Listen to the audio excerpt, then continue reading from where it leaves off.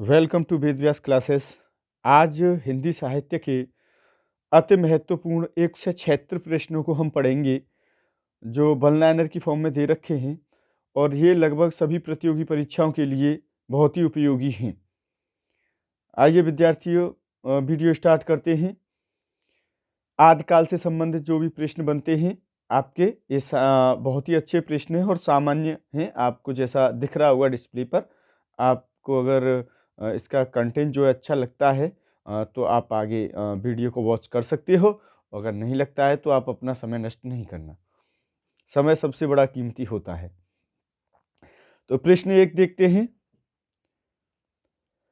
हिंदी साहित्य के आदिकाल का अन्य प्रचलित नाम बताइए। तो इसका अन्य प्रचलित जो नाम है वो वीरगाथा काल है, जैसा आपको दिखाई दे रहा होगा।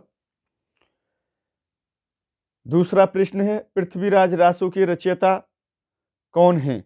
तो चंद्रवरदाई हैं। तीसरा, आदिकाल की किसी गद्य रचना का नाम बताइए। तो आदिकाल की कोई भी गद्य रचना में वर्ण रत्नाकर का नाम आप ले सकते हैं। कीर्तिलता के रचयिता कौन हैं? विद्यापति हैं। अल्लाह खंड के रचयिता कौन हैं? तो अल्लाह खंड के रचयिता जगनिक हैं। देखो विद्यार्थियों, यूपी पुलिस का परीक्षा जो है आने वाली है, उसके लिए भी ये हिंदी का जो वीडियो है बहुत ही महत्वपूर्ण हो सकता है, क्योंकि इसमें बहुत ही अच्छे अच्छे प्रश्नों को शामिल किया गया है। लगभग सभी प्रतियोगी परीक्षाओं के लिए हो सकता है, ऐसी कोई बात नहीं है। लेकिन यूपी पुलिस की वैकेंसी आ रही है और हिंदी का उसमें पूरा एक पार्ट है। और आप इस चैनल पर अलंकार की वीडियो भी मैंने बहुत अच्छे तरीके से डाल दी है, उस पर देख लेना। आप अपने हाथ के नोट्स बनाकर डाली है, तो आप अपलोड किया है, तो उसको भी आप देख सकते हैं। आदिकाल वीरगाथा काल के किन्हीं 4 कवियों के नाम बताइए। तो 4 कवि, अब प्रश्न ऐसा तो नहीं आएगा, लेकिन उसमें आपको आदिकाल का कवि कौन सा है कौन सा नहीं है, इस तरह के प्रश्न बन सकते हैं आपके। तो नरपतनाल, चंद्रवरदाई, जगनिक और भट्ट केदार, ये सभी आदिकाल या वीरगाथा काल के कवि हैं। खुमान रासों के रचयिता कौन है? तो खुमान रासों के रचयिता दलपत विजय हैं। प्रश्न 8 देखेंगे। मैथिल कोकिला के नाम से मैथिल कोकिला के नाम से हिंदी साहित्य का कौन सा कवि प्रसिद्ध है? तो मैथिल कोकिला विद्यापति जी हैं, ध्यान रखना। 9वां देखिए, रामचंद्र शुक्ल ने हिंदी साहित्य को कितने कालों में बांटा है? तो 4 कालों में बांटा है। वीरगाथा काल की समय सीमा बताइए। संवत 1050 से 1375 तक है। 11वां देखिए, जय मयंक जसचंद्रिका की रचना किसकी है? तो मधुकर कवि की है। 12वां देखिए, वीरगाथा काल के 3 अन्य नाम बताइए। तो प्रश्न बहुत ही अच्छा है। वीरगाथा काल के 3 अन्य नाम, आदिकाल, चारण काल, सिद्ध सामंत काल। समझ गए ना 3 नाम कैसे हैं? तो ये हैं। 13वां, विद्यापति की 2 रचनाओं के नाम बताइए। कीर्तिलता और कीर्तिपताका। 14वां देखिए, आदिकाल को वीरगाथा काल क्यों कहते हैं? ये प्रश्न बहुत ही अच्छा है, इसमें बहुत ही कई तरीके से पूछने के लिए आ जाता है। इसमें वीरों की गाथाएं अर्थात कहानियां अधिक हैं। वीरगाथा काल के प्रतिनिधि कवि का नाम बताइए। तो चंद्रवरदाई, आपको ध्यान रखना है। कीर्तिपताका के रचयिता कौन हैं? विद्यापति जी हैं, जो अभी आया था। बीसलदेव रासो के रचयिता कौन है? नरपत नाहल हैं बीसलदेव रासो के रचयिता। अब पूर्व मध्यकाल या भक्तिकाल देख सकते हैं हम।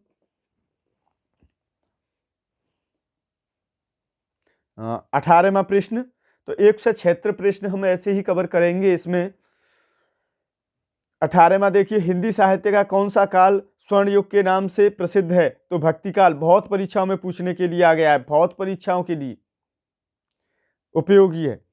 19वां देखिए, कृष्णाश्रय शाखा के प्रतिनिधि कवि कौन थे? तो सूरदास, आप सभी जानते हैं, इनके पद बहुत ही प्रचलित हैं। 20वां देखिए, तुलसीदास भक्तिकाल की किस धारा के कवि हैं? राम भक्ति धारा के। तुलसीदास से प्रश्न यूपी पुलिस में आता ही आता है। 21वां देखिए, पिछली बार भी आया था 2018 में, उनकी रचना पूछी गई थी। इनकी रचनाएं मैं भी करा दूंगा आपको किसी दिन। 21वां देखिए, पद्मावत किस भाषा में रचा गया है? तो पूर्वी अवधि में। पद्मावत किस भाषा में रचा गया है? जो मलिक मोहम्मद जायसी द्वारा रचित है तो पूर्वी अवधि में रचा गया है। 22वां देखिए, सूफी प्रेमाख्यान काव्य धारा के प्रतिनिधि कवि कौन है? मलिक मोहम्मद जायसी, और जायसी द्वारा ही ये रचित है। 23वां देखिए, हिंदी साहित्य के पूर्व मध्यकाल का अन्य प्रचलित नाम बताइए। तो पूर्व मध्यकाल को ही हम भक्ति काल के नाम से जानते हैं, ध्यान रखना, ये भक्ति काल ही चल रहा है और यहाँ ऊपर भी दे रखा है। 24वां देखिए, राम भक्ति शाखा के प्रतिनिधि कवि हैं तुलसीदास हैं। 25वां देखिए, अष्टछाप के प्रतिनिधि कवि हैं सूरदास। 26वां, अष्टछाप के कवि हैं, 8 कवि थे तो उसमें प्रतिनिधि कवि जो थे वो सूरदास थे। 26वां देखिए, भक्ति काल की किसी गद्य रचना का नाम लिखिए। गोरा बादल की कथा। 27वां देखिए, निर्गुण संत काव्य परंपरा के किन्हीं 4 कवियों के नाम बताइए। निर्गुण संत काव्य परंपरा, तो कबीरदास, धर्मदास, दादू और रैदास। तो आपको प्रश्न इस तरह आ सकता है कि कौन सा कवि निर्गुण परंपरा का नहीं है और कौन सा है। दोनों तरह से क्वेश्चन एग्जामिनर बना देते हैं, तो इस बात का आप ध्यान रखेंगे। और आप स्क्रीनशॉट भी इसका ले सकते हैं और उसको अपना रख सकते हैं और याद कर सकते हैं। वीडियो के माध्यम से भी देख सकते हैं और स्क्रीनशॉट भी ले सकते हैं। अब देखिए 28वां देखिए, आखिरी कलाम के रचयिता का नाम क्या है? तो मलिक मोहम्मद जायसी है। अष्टछाप के कवियों में से वल्लभाचार्य के 4 शिष्य कौन से थे? अष्टछाप से संबंधित प्रश्न आता है, तो वल्लभाचार्य जी के 4 शिष्य कौन से थे वो आप देख सकते हैं। तो सूरदास, कुंभदास, कुंभनदास, परमानंद दास और कृष्णदास। अब आप याद कैसे करेंगे? देखो, सूरदास तो थे ही थे, लेकिन कुंभनदास, परमानंद दास और कृष्णदास, तो कृष्ण का नाम लेने से परमानंद आता ही आता है, ऐसे आप याद कर सकते हैं आप इनको। 30वां देखिए, जानकी मंगल तथा पार्वती मंगल के रचयिता, देखो दोनों ही मंगलों के रचयिता तुलसीदास जी हैं, इस बात का आप ध्यान रखेंगे। मध्यकाल को किन 2 भागों में बांटा गया है? तो पूर्व मध्यकाल और उत्तर मध्यकाल, यानी मध्यकाल जो है इसको 2 भागों में बांटा गया था, एक पूर्व मध्यकाल और एक उत्तर मध्यकाल। 32वां देखिए, मीराबाई किसकी भक्त थी? ये तो बहुत ही सामान्य प्रश्न है, कृष्ण की भक्त थी। 33वां देखिए, निर्गुण धारा को किन शाखाओं में बांटा गया है? तो ज्ञान मार्गीय शाखा और प्रेम मार्गीय शाखा, 2 शाखाओं में बांटा गया है। 34वां देखिए, राम भक्ति शाखा और कृष्ण भक्ति शाखा किस धारा की हैं? तो सगुण भक्ति धारा की हैं। 35वां देखिए, कबीर की भाषा का क्या नाम है? तो सुदुक्कड़ी भाषा है, ध्यान रखना, कबीर की भाषा परीक्षा में पूछने के लिए आ जाती है। 36वां देखिए, कबीर की पत्नी का नाम क्या था? लोही था उनकी पत्नी का नाम। कबीर किस शाखा के प्रतिनिधि कवि हैं? तो भक्ति काल की निर्गुण धारा की ज्ञान मार्गी शाखा के हैं। तो भक्ति काल के हैं और लेकिन निर्गुण थे, ये निर्गुण भक्ति की थी इन्होंने। 38वां, भक्ति काल की 4 शाखाओं के नाम लिखिए। तो ज्ञान मार्गी शाखा, प्रेम मार्गी शाखा, कृष्ण भक्ति शाखा और राम भक्ति शाखा, यानी भक्ति काल को 4 भागों में विभाजित कर दिया गया था शाखाओं के आधार पर। भक्ति काल की समय सीमा बताइए। तो संवत 1375 से 1700 तक ये भक्ति काल की समय सीमा थी।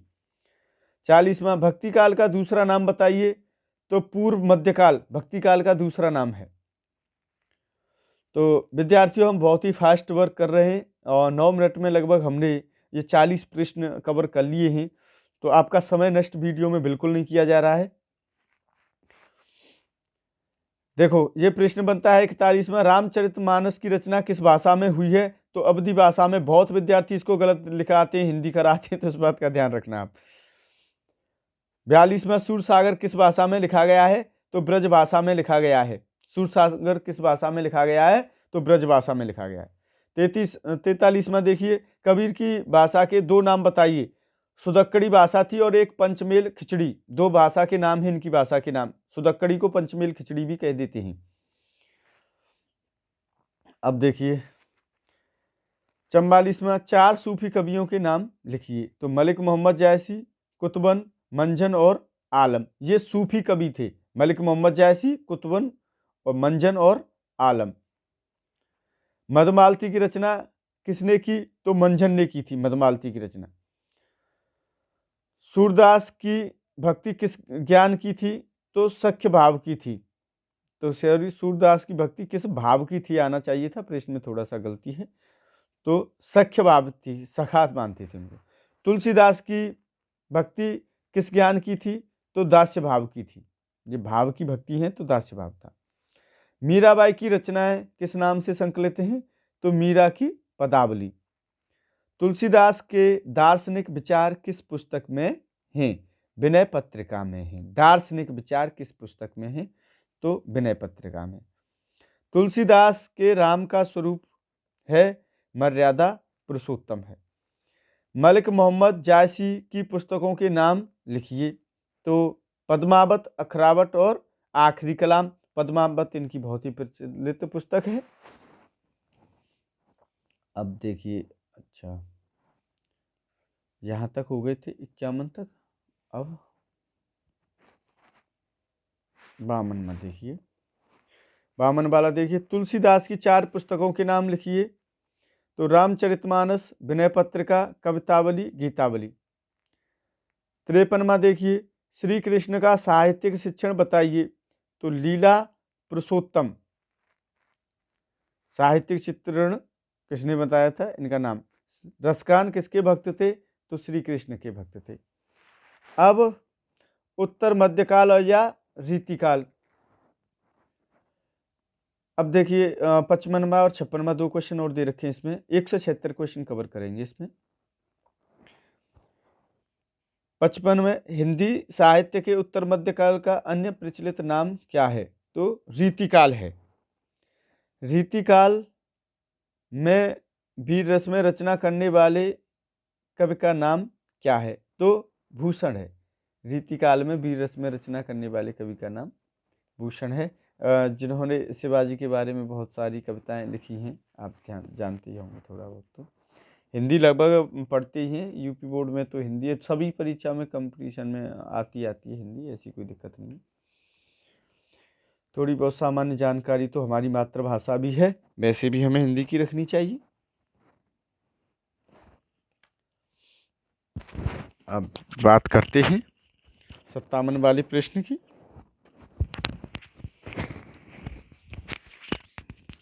57 वाला प्रश्न देखेंगे।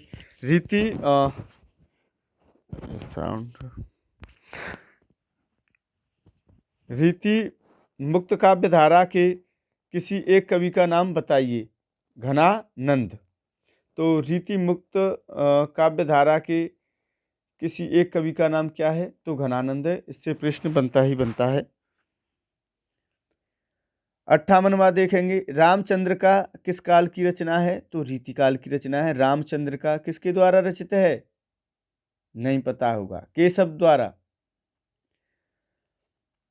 59 का देखिए, रीतिबद्ध काव्य धारा के प्रतिनिधि कवि का नाम बताइए। तो केशवदास। देखो ये आ गई। और रीतिबद्ध काव्य धारा के कवि थे केशवदास, इस बात का भी आप ध्यान रखेंगे, प्रश्न इस तरह आता। रीतकाल के 3 अन्य नाम लिखिए। श्रृंगार काल, अलंकृत काल और उत्तर मध्यकाल। रीतकाल के किन्हीं 3 राष्ट्रीय विचारधारा वाले वीर रस के कवियों के नाम लिखिए। तो वीर रस वाले भूषण थे, गोरेलाल थे और सूदन थे। वीर रस के 3 कवि भूषण, गोरेलाल और सूदन थे। 62वां देखिए, घनानंद को रीतिबद्ध कवि माना जाता है अथवा रीति मुक्त कवि? तो रीति मुक्त कवि माना जाता है घनानंद को। शिवा वावनी के रचयिता का नाम बताइए। भूषण। 64वां देखिए, रामचंद्र का के रचनाकार कौन थे? केशवदास थे। अब 65वां देखिए, 65वां, तो 65 वाला, रीतिकाल की कविता को किन 3 भागों में विभाजित किया गया है? तो रीतिबद्ध, रीति सिद्ध और रीति मुक्त। 66वां, छत्रसाल दशक के रचयिता का नाम लिखिए। तो भूषण थे। 67वां, कठिन काव्य का प्रेत किसे कहा जाता है? केशवदास को। कठिन काव्य का प्रेत किसे कहा जाता है? तो केशवदास को कहा जाता है। 68वां देखिए, रीतिकाल की समय सीमा बताइए। संवत 1700 से 1900 तक रीतिकाल की समय सीमा है ये। 69वां, बिहारी ने किस छंद में रचना की थी? तो दोहा और सोरठा में की थी। तो ये प्रश्न बहुत ही परीक्षाओं में पूछने के लिए भी आ जाता है। 71वां, केशवदास की किन्हीं 3 रचनाओं के नाम लिखिए। रामचंद्र का, रसप्रिया और कप्रिया। और ये जो प्रश्न है UP TGT, PGT, Delhi DSSS सभी के लिए उपयोगी हैं। हिंदी साहित्य के अच्छे प्रश्न हैं ये, तो लगभग सभी परीक्षाओं के लिए ये उपयोगी हैं। अब देखिए, रीतिकाल के प्रतिनिधि कवि कौन थे? तो बिहारी थे। और 71वां देखिए, केशवदास की किन्हीं 3 रचनाओं के नाम लिखिए। रामचंद्र का, रसप्रिया और कव्यप्रिया। ये केशवदास की 3 रचनाएं थीं। 3 नहीं और ज़्यादा थी, लेकिन उन्होंने 3 रचनाओं के नाम पूछे, तो इस वजह से इस प्रश्न का आंसर इतना ही है। अब आप ये 3 रचना ये हो गई। बिहारी 72वां देखिए, बिहारी के आश्रयदाता का नाम बताइए। मिर्जा राजा जयसिंह। विद्यार्थी थोड़ी बहुत की देर के लिए अगर रुकना पड़ता है तो वो स्क्रीन पर देखना पड़ता है। किताब हम जैसे पढ़ रहे हैं कि आपको दिखाई दे रहा है या नहीं दे रहा है, तो इस वजह से थोड़ा सा डिस्टर्बेंस हो जाता है, क्योंकि उसमें देखना पड़ता है। मैं पढ़ता जा रहा हूँ और आपको सुनाई दे रहा है या नहीं दे रहा है, और या आपको मैं डिस्प्ले पर दिख पा रहे हैं या नहीं दिख पा रहे हैं। हाँ, तो आश्रयदाता का नाम मिर्जा राजा जयसिंह। तो 73वां, घनानंद की प्रेयसी का नाम क्या था? सुजान। भूषण की प्रसिद्धि किस कारण से है? तो वीर रस की कविताओं के कारण से है। 75वां, घनानंद किसके कवि थे? तो श्री कृष्ण के कवि थे, श्री कृष्ण के भक्त थे। भूषण की 3 पुस्तकों के नाम बताइए। शिवा बावनी, शिवराज भूषण और छत्रसाल दशक थी। ये वीर रस के कवि थे। वीर रस प्रदान इनकी कविताओं में मिलता है। घनानंद दिल्ली के बादशाह के यहाँ किस पद पर नियुक्त थे? तो मीर मुंशी के पद पर नियुक्त थे। 78वां, भूषण के 2 आश्रयदाताओं के नाम बताइए। शिवाजी और छत्रसाल दशक। ये भूषण 2 उनके यहाँ रहे थे, राजाओं के यहाँ पे। पहले कवि जो थे राजाओं के यहाँ पर ही रहते थे, आपको पता होना चाहिए। रीतकाल के 4 प्रसिद्ध कवियों के नाम, तो बिहारी, देव, भूषण और पद्माकर। तो ये किस काल के कवि हैं? तो रीतिकाल। अब आधुनिक काल के बारे में देखेंगे। प्रिय प्रवास बहुत ही अच्छा ग्रंथ है। इसको जो हरिऔध जी द्वारा रचित है, तो किस काल का है? तो प्रिय प्रवास किस काल का काव्य है? तो आधुनिक काल का काव्य है, और ये हरिऔध जी द्वारा रचित है। इस बात का ध्यान रखेंगे। कामायनी के रचनाकार कौन है? जयशंकर प्रसाद हैं। अच्छी कृति है, परीक्षा में पूछने के लिए आ जाती है। राम की शक्ति पूजा के रचयिता कौन है? सूर्यकांत त्रिपाठी निराला हैं। 83, छायावाद के 3 प्रमुख कवियों के नाम लिखिए। तो छायावाद के प्रसाद पंत और निराला छायावाद के 3 कवि हैं। श्री आश्रय जी की किन्हीं 2 रचनाओं के नाम लिखिए। आश्रय नहीं जी, अज्ञा जी है, अज्ञा आएगा ये, अज्ञा जी की। तो शेखर एक जीवनी, अपने अपने अजनबी। तो अज्ञा ध्यान रखना इस बात का। 85वां, श्री मैथिली शरण गुप्त जी रचित महाकाव्य का नाम साकेत है। ये आपने 12th में या 10th में पढ़ा भी होगा।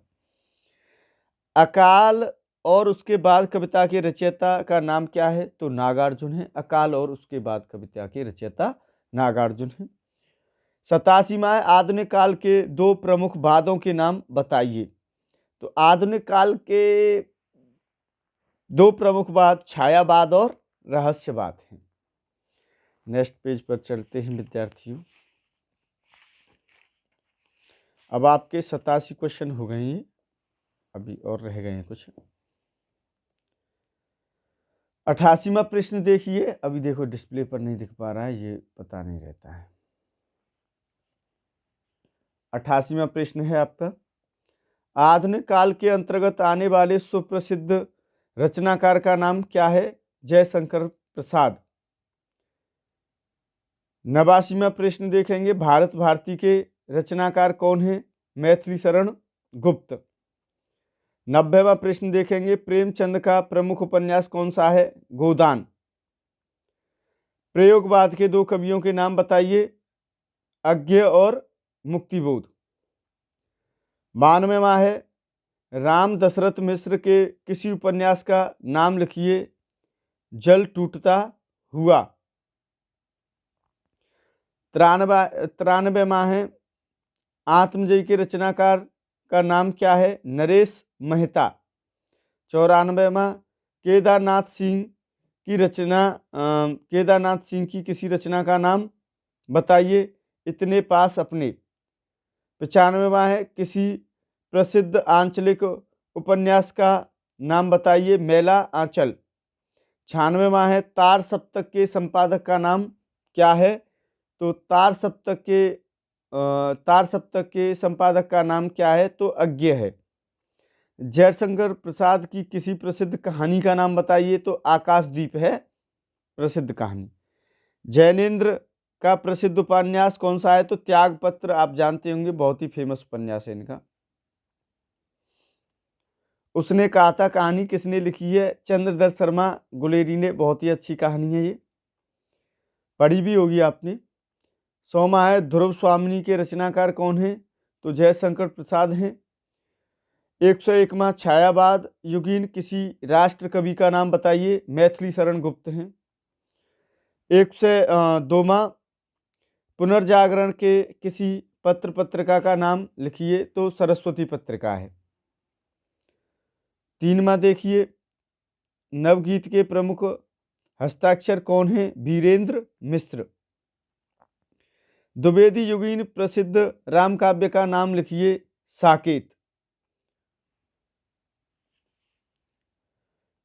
105वां, खड़ी बोली गद्य के प्रारंभिक 4 लेखकों के नाम लिखिए? इंसाअल्लाह खां, सदल मिश्र, लल्लू लाल और सदासुख लाल। हरिऔध तथा रत्नाकर के पूरे नाम लिखिए? तो अयोध्या सिंह उपाध्याय हरिऔध और जगन्नाथ दास रत्नाकर।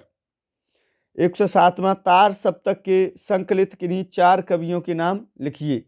अज्ञ, मुक्तिबोध, रामविलास शर्मा, प्रभाकर माचवी। 108वां देखिए, अरे ये तो आपको दिखाई नहीं दिया होगा, हाँ ये अब देख लेना। 7वां, ये 7वां देख लो, और यही तो ध्यान नहीं रहता है। 107 से अब सारे आ जाएंगे इसमें। तो 107वां देखिए, तार सप्तक के संकलित किन्हीं 4 कवियों के नाम आप देख लेना, मैंने पढ़ दिए हैं। अज्ञ, मुक्तिबोध, रामविलास शर्मा और प्रभाकर माचवी। कुरुक्षेत्र तथा उर्वशी के रचयिता के नाम लिखिए? तो रामधारी सिंह दिनकर। तो ये बहुत ही अच्छी रचना है, याद कर लेना आप। 109वां, वृंदावन लाल वर्मा के किन्हीं 2 प्रसिद्ध उपन्यासों के नाम बताइए? मृगनयनी और माधवजी सिंधिया। 110वां, प्रभा तथा प्रताप किस काल के पत्र थे? तो आधुनिक काल के पत्र थे। नई कविता पत्रिका के 2 संपादक कौन थे? जगदीश गुप्त और रामस्वरूप चतुर्वेदी। 112वां देखिए, दूसरा सप्तक का प्रकाशन कब हुआ? तो 1949 में हुआ था। 113वां, दुष्यंत कुमार किसके लिए प्रसिद्ध हैं? तो हिंदी गजल के लिए प्रसिद्ध हैं। नागार्जुन किस वाद के कवि माने जाते हैं? तो प्रगतिवाद के कवि नागार्जुन माने जाते हैं। 115वां, अज्ञ का पूरा नाम लिखिए? सच्चिदानंद हीरानंद वात्स्यायन अज्ञ। चांद का मोर टेढ़ा है के रचयिता कौन है? गजानन माधव मुक्तिबोध। धीरे उठाओ पाल की मेरी कविता, अच्छा चलो ये थोड़ा सा और कर, धीरे उठाओ पाल की मेरी कविता किसकी लिखी है? तो केदारनाथ अग्रवाल की है। 118वां देखिए, 118वां, महावीर प्रसाद द्विवेदी जी किस पत्रिका के संपादक थे? तो सरस्वती पत्रिका के संपादक थे। आज के लिए मित्रों बस इतना ही। इसमें कुछ प्रश्न और रह गए हैं, मैं दूसरे वीडियो बनाऊंगा, भाग 2 इसका मैं बना दूंगा, क्योंकि अब मैं थोड़ा थक गया हूं, क्योंकि आवाज़ अब साथ नहीं दे रही है और मैं देहात से आता हूं, तो वीडियो भी थोड़ा सा लंबा हो जाता है विद्यार्थियों। तो अगले चैप्टर में मैं इसको पार्ट 2 बना के इसका डाल दूंगा, आपका अति महत्वपूर्ण प्रश्नों का भाग 2 करके डाल दूंगा। 118 क्वेश्चन आपके कवर हो गए। तो आज के लिए बहुत ही बहुत धन्यवाद विद्यार्थियों। अगर आपको ये काम अच्छा लगता है तो आप कमेंट बॉक्स में कमेंट करना ना भूलें। बहुत बहुत धन्यवाद आज।